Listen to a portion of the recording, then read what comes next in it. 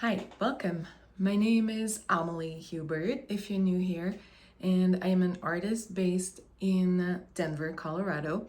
So I'm what we could call a part-time artist in the sense that I do have a part-time job in a craft space teaching crafts. So I don't make the full amount of my income through my art. Though I do want to get there, and I am taking you on a journey of how to get from a part time artist to a full time artist. That said, I'm not necessarily saying that it's better to be a full time artist or you have to aspire to be a full time artist. That's just my journey and what I want to do, and I want to spend more time making art. And dedicate myself to that. So I'm, as I said, taking you on this journey with myself. So one thing that I have been realizing in the past couple years is the math of being a full-time artist. For some reason, it never really occurred to me. I guess I'm not very good at math because I'm an artist. That's the stereotype, but it's true for me. I never really thought of what it actually meant to be an artist. So I thought about, okay, so let's say I need to make $3,000 a month to pay my bills, save a little bit of money, do a few things for fun. So I was like, okay, so easy. I just need to sell more art and I need to sell $3,000 worth of paintings every month and then I'll be good. What I didn't really think is the actual feasibility of it. So I recently raised my prices on my art, but before I raised my prices, it was pretty low. And the reason why my prices were pretty low is that my thinking was, well, I'd rather sell, 3 paintings at $500 than 2 paintings at, math again, at $700, because I'll eventually make more money.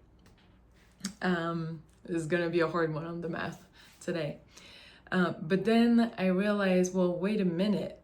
If I sell more paintings every month, there's, the problem of finding the collectors. That's one thing, obviously.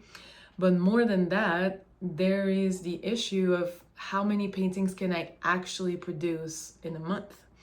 Because sure, now I have a few, backup stock and inventory, so I can sell more than I produce, but to be a sustainable artist, to have a sustainable practice, I cannot have a goal to sell more paintings every month than I can produce, if that makes sense.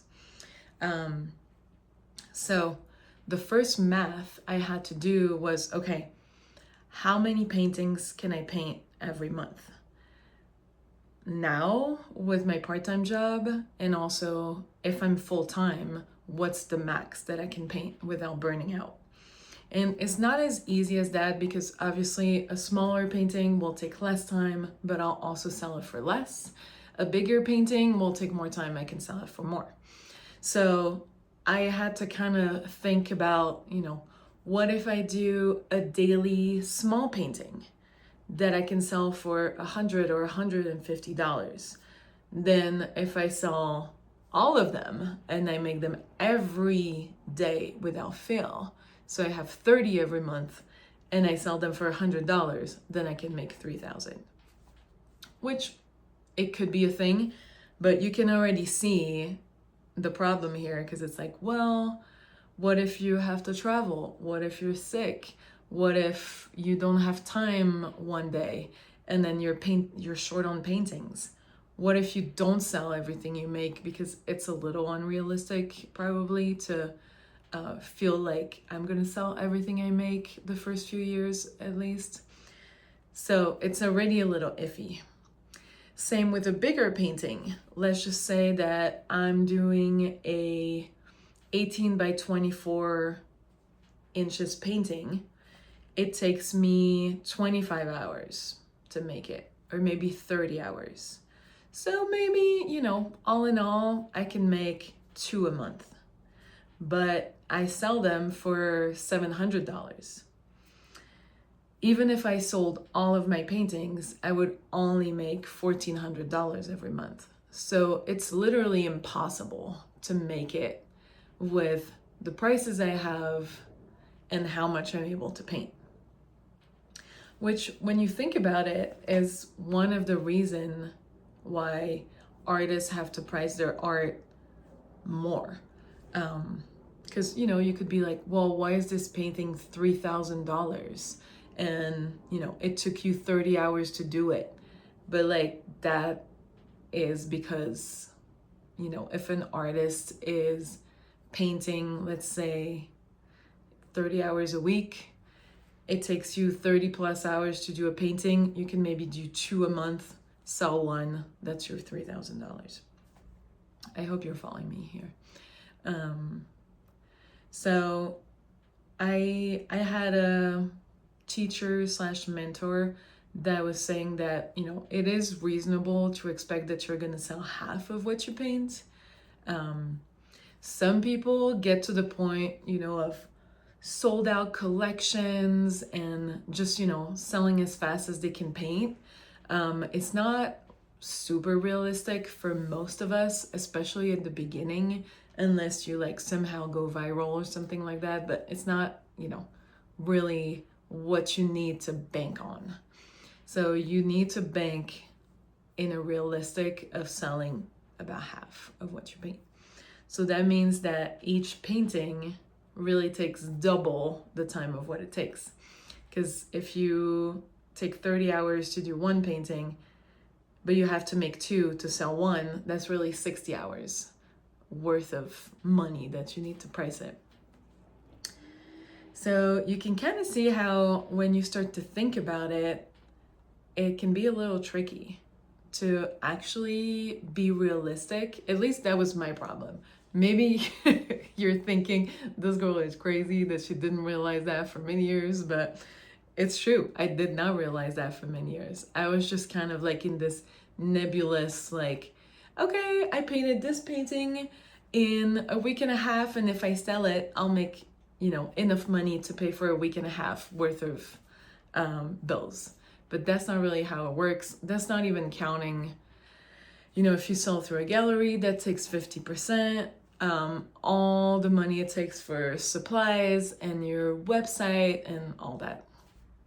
And all the time it takes to prepare your panel, varnish it, take photos, upload your listing, upload reels on Instagram. Like, all of the promotion is really something that you should count into your how many hours does it take for me to make a painting, because time behind the brush is not really all that there is to it.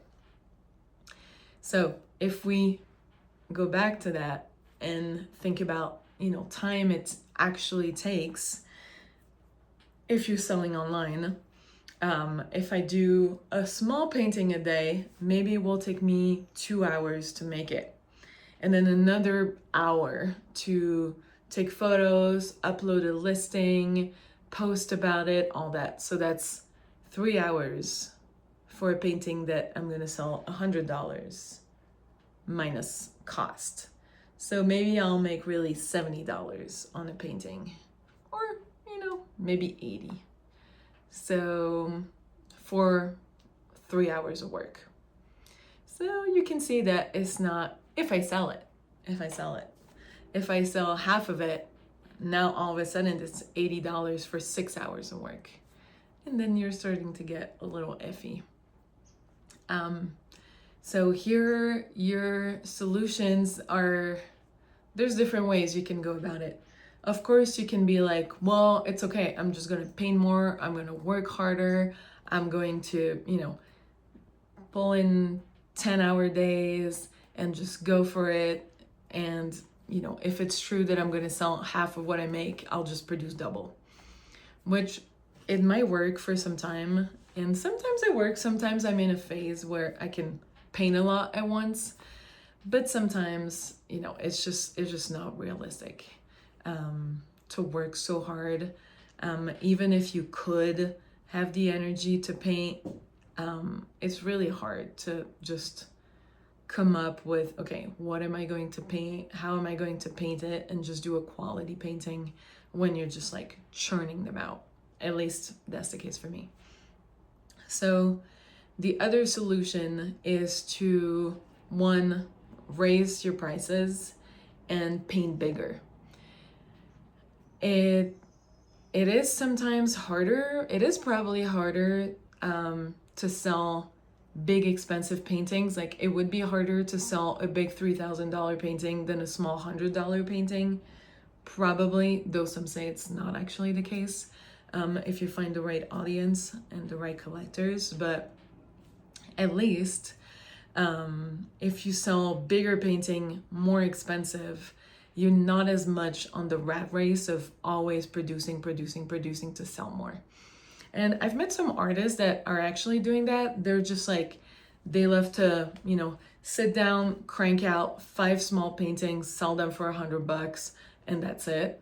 I can't really do that as much, especially depending on your style. You know, my style is very realistic, it's very detailed. So I can't really crank out a bunch of paintings as easily as others. Maybe if you have a style that's more abstract or impressionistic or something that doesn't take as much time, that doesn't take as much thought, that might be possible. But if you're like most people, it's not really realistic to say you're gonna, you know, paint 3 paintings a day every day of your life to eternity. So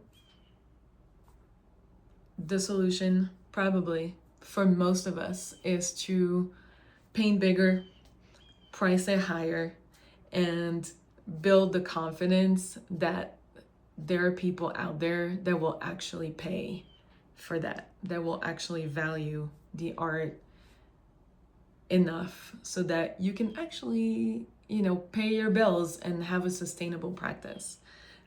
Now I will say disclaimer on that. I felt like for the first few years, I needed to be realistic, I guess, and I was that. I think my art was not to the level where people can want to spend that amount of money on my art. And that's just, you know, you'll always have, and I've always had the people that were like, well, no, come on, you just have to be confident. Like, there are plenty of people that are selling paintings that are the same level as you, like, it's fine, blah, blah, blah. And in a way, it's true. And I've seen people sell paintings that I didn't think were that good for a lot of money, you know what I mean?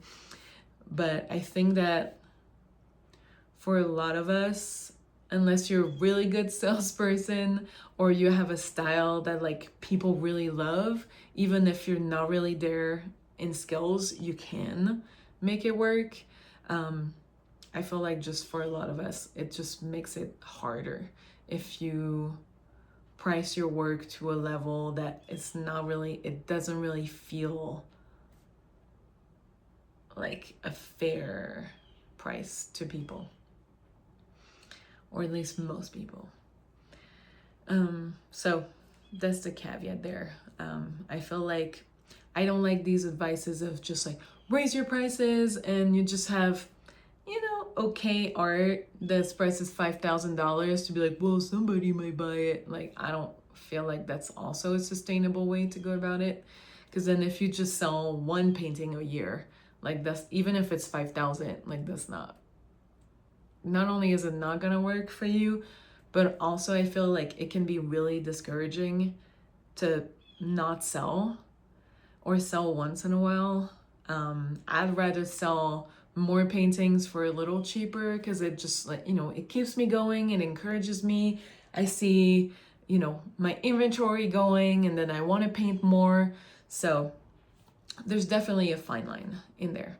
And I think that's the hard part about the economics of being an artist, is that there's not really a straight answer. It's just a fine line between pricing it enough so you can actually make money, not pricing it too high so that you actually have people buying it, painting enough so that you take into account that you might sell just half of what you make, but also not being in the trap where you have to just churn out painting after painting as fast as you can to make it work.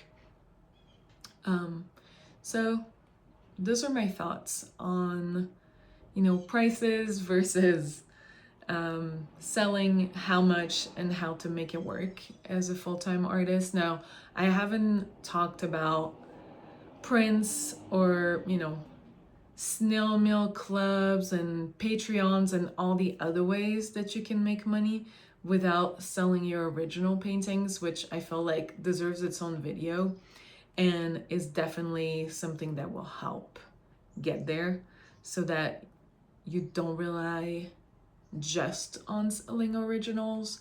I think that for most, if not all, the artists I know that can make it work, at least half of their income comes from other sources, whether it's prints, snail mail, courses, YouTube even. So there's definitely a way to, change the math in being like, okay, if I make half of my income from these other sources, now I only have half to make with my originals, which means that my whole, I sell half of what I make, it kind of offsets it. That said, I feel like in my experience, at first, it takes a long time to establish those other income streams. If you want to get monetized on YouTube, it takes a long time. If you want to sell enough prints to actually make it, it takes a while to build that audience, because remember, if your prints are cheap, they're $30, you need to sell a lot to make the money. And when you're first starting, selling 100 prints a month is probably not realistic either. So it takes a while for those other income streams to come in and actually make you enough money that it makes a difference. So at first, it's a little tricky because you need to paint enough to have enough to sell. You need to also work on your other income streams, knowing that they're not really going to pay off at first. So it's just a lot of work up front to set up something that will work, or will probably work, or might work. But I think it's a good place to start, to just really look at your prices, look at how long it takes you to do each piece versus how much it is priced, and also maybe have a more conservative approach of, I'm not putting the math that I'm going to sell every painting that I make, I'm putting in the math that I'm going to sell half. I feel like if you sell half at the beginning, it's already really good. So there you go. If you found this video interesting, let me know. If you want me to go deeper in that, I can definitely have some little graphs and math on the screen to help out with that. And as I said, it's something that I'm still working on, that I'm still refining, that I'm still, evaluating with time. But I hope it gives you a starting point to see if your plan is even realistic, whether it's part-time or full-time, whether it's just making an extra $500 a month or $5,000 a month, so you can see if it's actually feasible with your prices and the time you take to paint. So there you go. Thank you so much for watching, and I will see you next time.